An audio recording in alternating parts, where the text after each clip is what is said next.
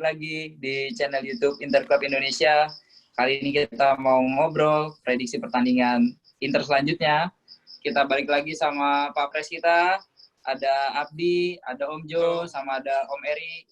Kali ini kita makin nambah ya. Udah beda kota, beda negara, nambah lagi. Ada yang di Bali sekarang.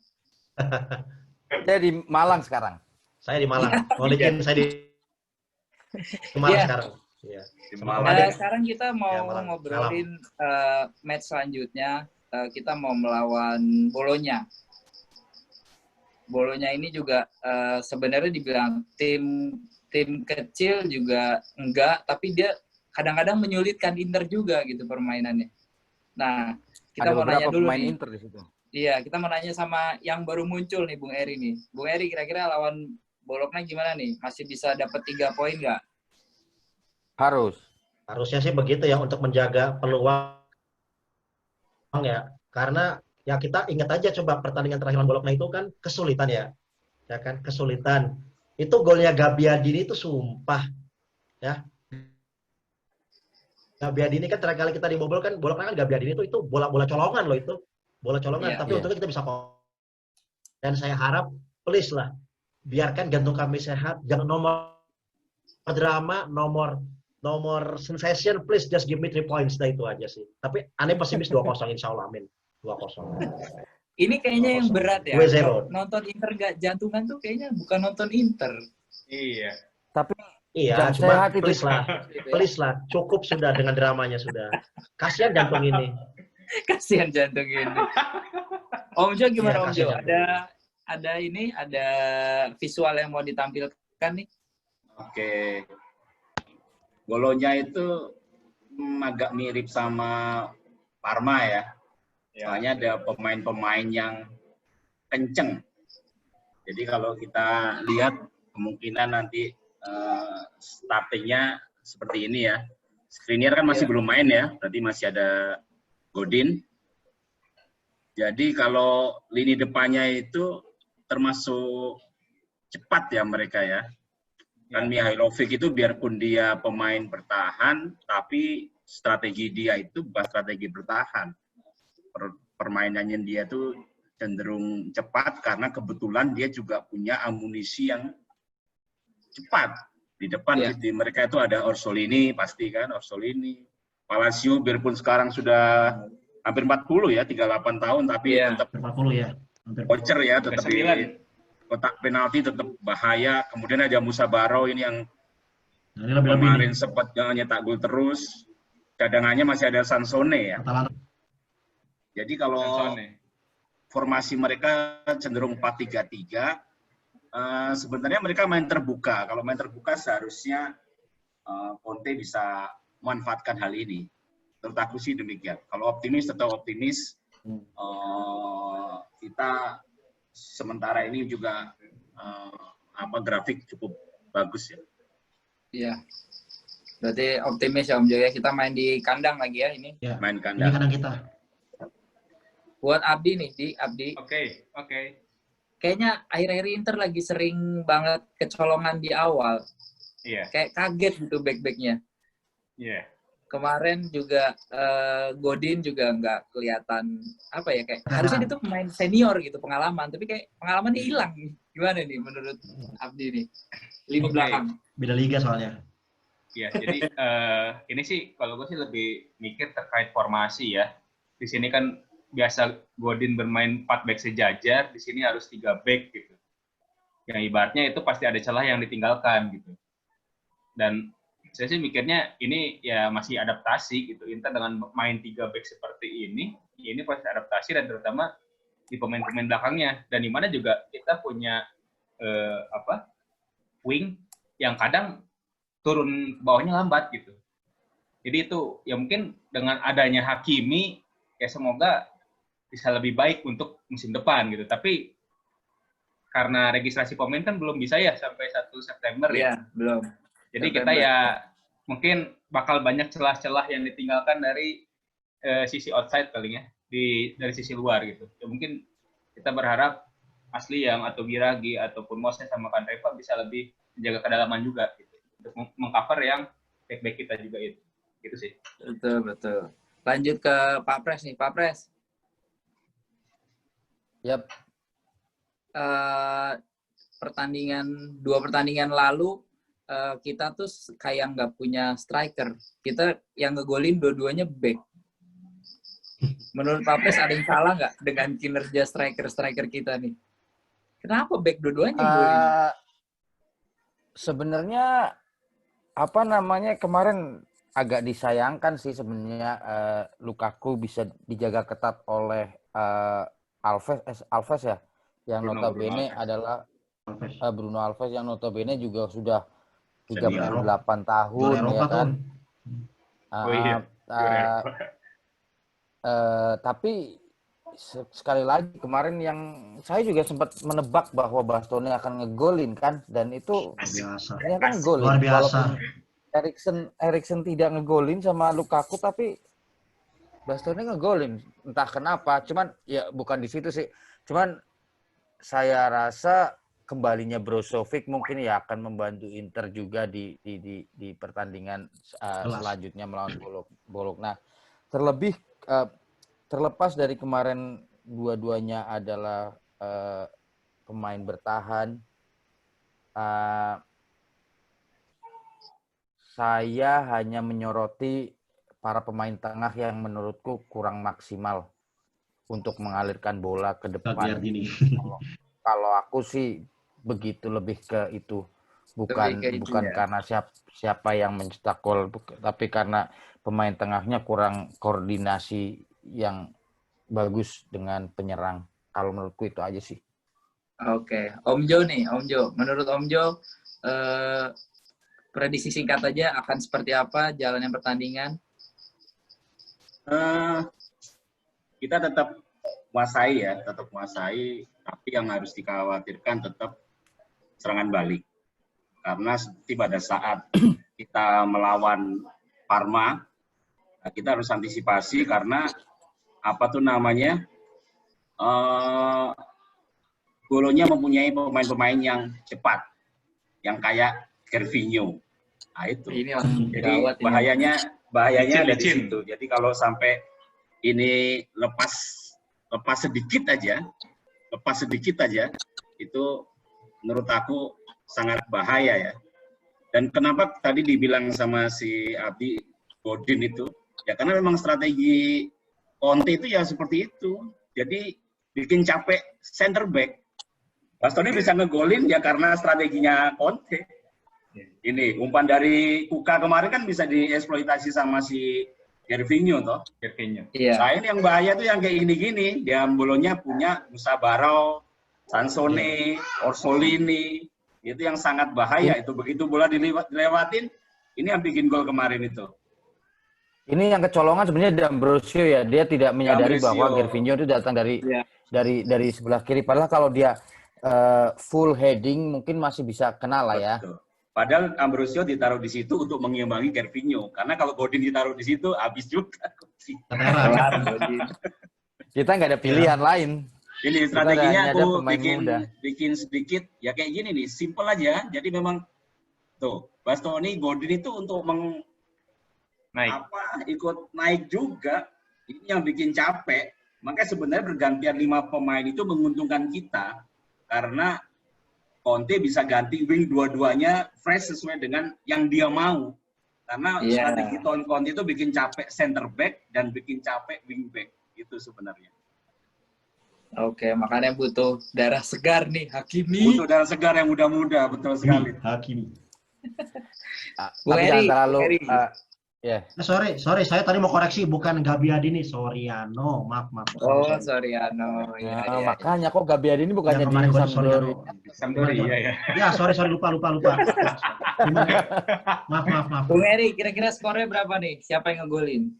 2-0. Saya mengharapkan ada comeback manis dari Brozovic. Jadi Brozovic 1 ya. 1 Brozovic, 1 Lautaro. Iya. Ya. 1 Brozovic, 1 Lautaro. Agomela. Kita harus clean sheet ya. Brozovic main, Pak. Agome nanti dulu lah. Nanti main Agome nih. Gue tuh seneng banget, nggak tahu kenapa sama tuh bocah. Ya, kemarin bagus mainnya tuh waktu lawan apa? Sassuolo ya, bagus tuh banyak. Faktor Sassuolo tuh bagus, men. Nggak jelek-jelek amat kok. Lumayan lah ya. Berarti kita semua sepakat optimis ya, Inter masih Oh, bisa dapat 3 jelas. poin nih. Harus Kita harus optimis. optimis. Jelas, harus optimis. Optimis, tapi caranya beda. Iya, iya. Nih nyambung dikit sama berita yang lagi anget nih, nyambung dikit sama berita yang lagi anget. Menurut Pak Pres, sebenarnya kan kita nggak tahu ya, tiba-tiba aja rumor Hakimi ini muncul dan kejadian gitu. Nggak tahu kapan deketinnya segala macem. Menurut Pak Pres dia udah cocok belum untuk 3 bulan masuk ya, ke strateginya DKT. Conte yang memang dia butuh sayap yang bagus ya? Gue tuh tidak mau terlalu sesumbar ya.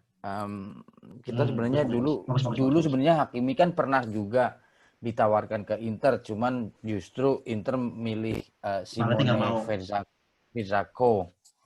Jadi ya pada saat itu Sime kan. Ya kita kalau lihat statistiknya sih oke, cuma kadang-kadang jelas pemain baru di sebuah klub baru butuh adaptasi dengan pelatih juga, dengan para timnya juga harus. Jadi ya kita lihat dan juga hati-hati dengan cedera, kadang-kadang juga gitu juga kan. Ya kita lihat, semoga sih oke lah. Aku masih ingat kok cara dia kemarin ngegolin ke Inter. Jadi ya bikin kita tersingkir. Oke lah. Dia kayaknya juga calon disayang sama supporter.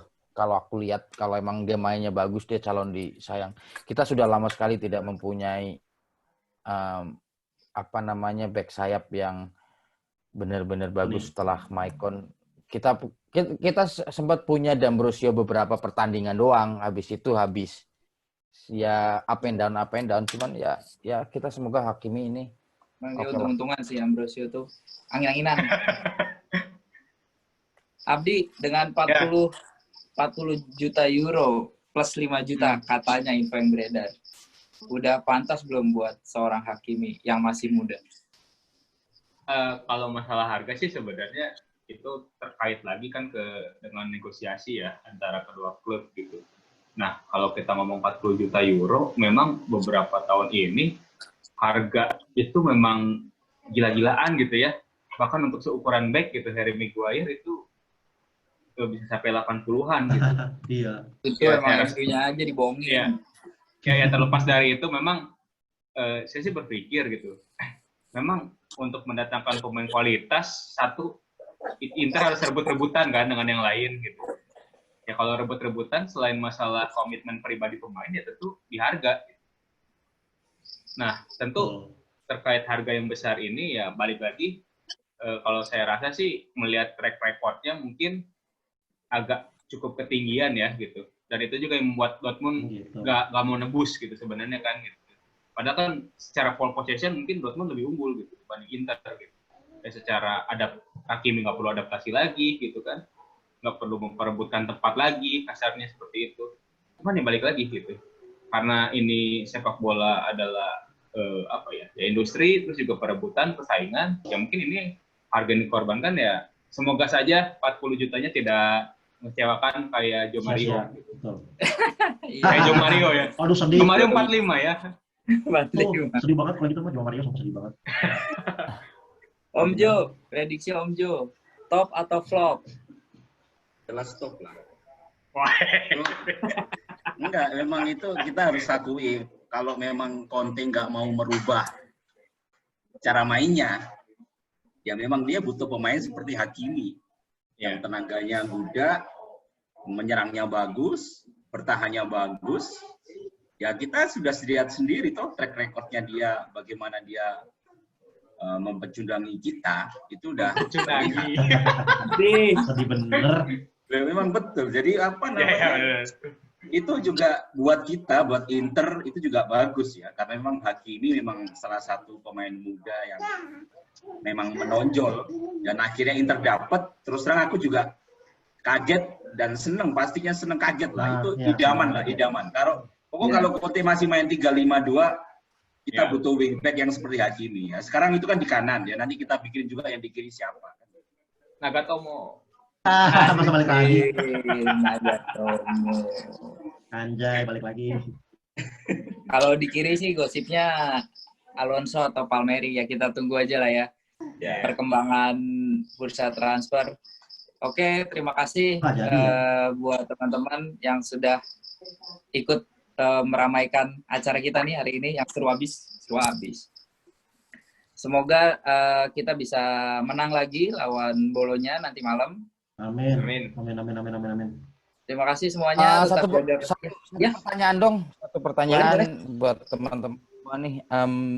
Lihat rumor bahwa ini ada andilnya, of course, karena kan Hakimi ini masih punya Madrid.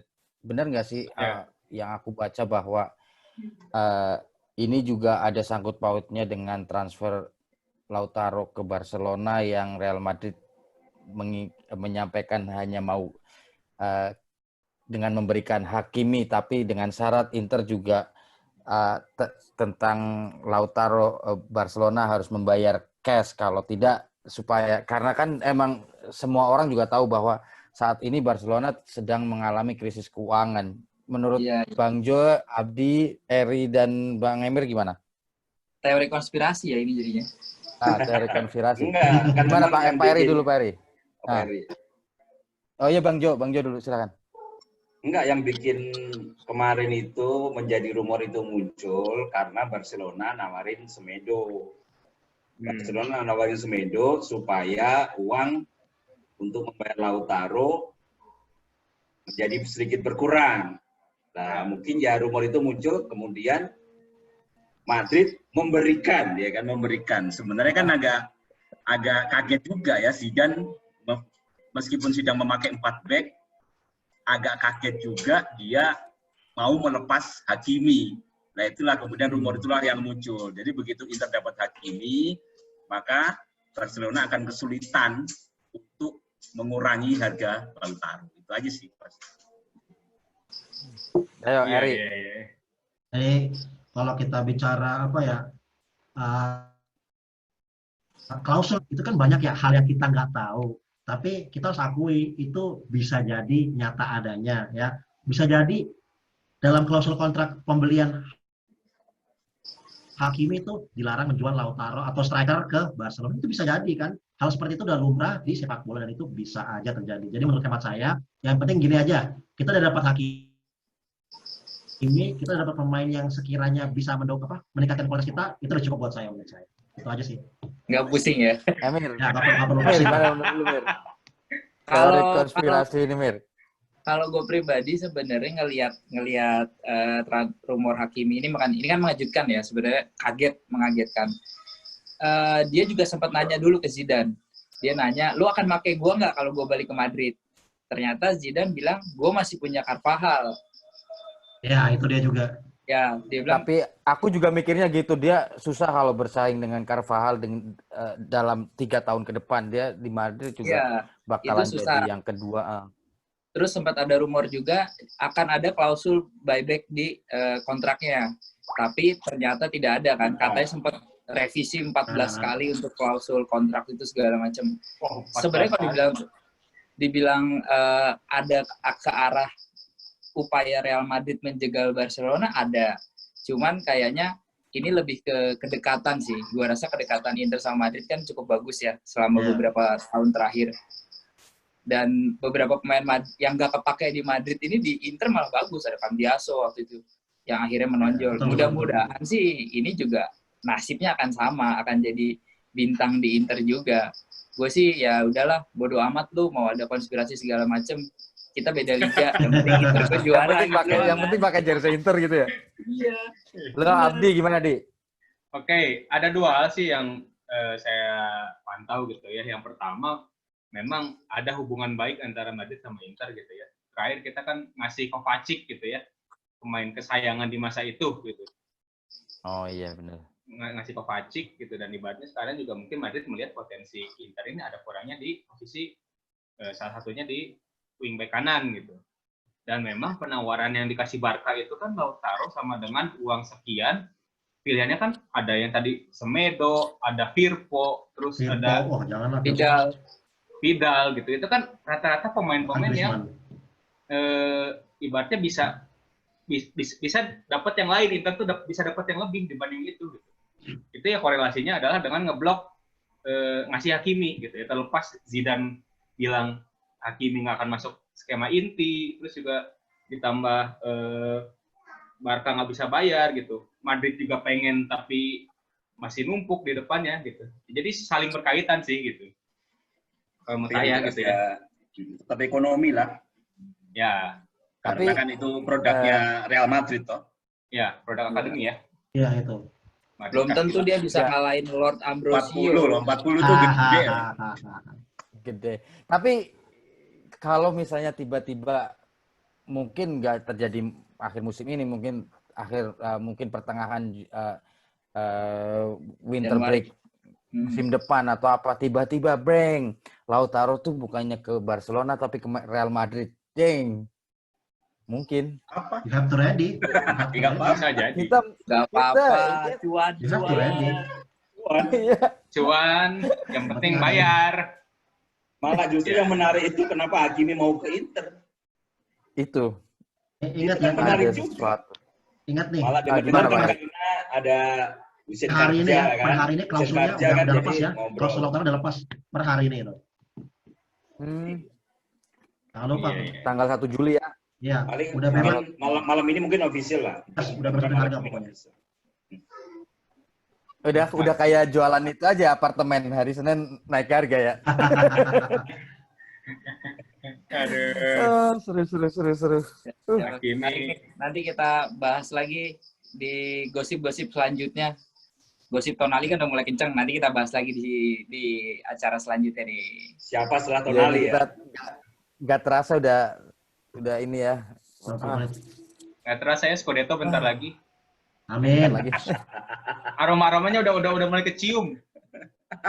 Udahlah, jangan ngomongin Scudetto dulu. Tahun depan masih ada. Iya, maksudnya itu kan optimis buat musim depan, Mir. Ya. Kita harus belajar dari fans Liverpool yang selalu optimis selama 30 tahun, guys. Yoi. Gua aja belum nyampe 30.